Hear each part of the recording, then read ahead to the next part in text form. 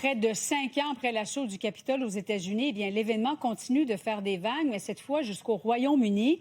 Étienne, les deux grands patrons de la télévision publique britannique, ce qu'on appelle la BBC, viennent de démissionner après la diffusion d'un montage controversé concernant le président américain. La pression était rendue trop forte, Julie, pour ces deux hauts grands dirigeants de la BBC qui ont donc dû démissionner après la diffusion de ce montage faisant référence au discours de Donald Trump le 6 janvier 2021, avant donc l'assaut du Capitole.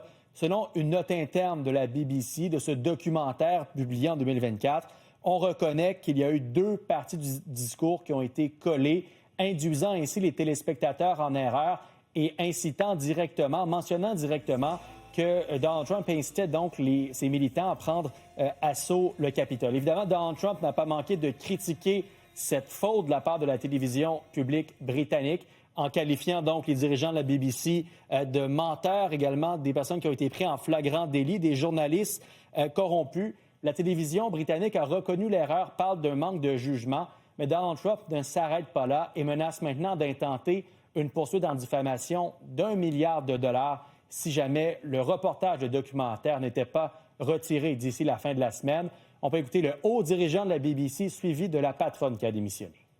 The apologizing is for the way the team edited President Trump's speech to his supporters on January the 6th. BBC News is not institutionally biased.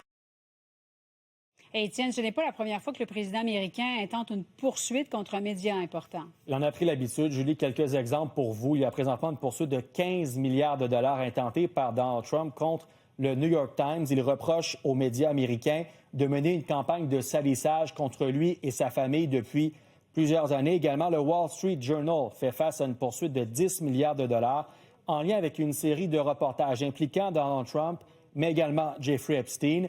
Certains ont décidé d'acheter la paix, de verser des montants à Donald Trump. C'est le cas de CBS qui a versé 16 millions de dollars concernant une entrevue diffusée avec Kamala Harris lors de la dernière présidentielle américaine.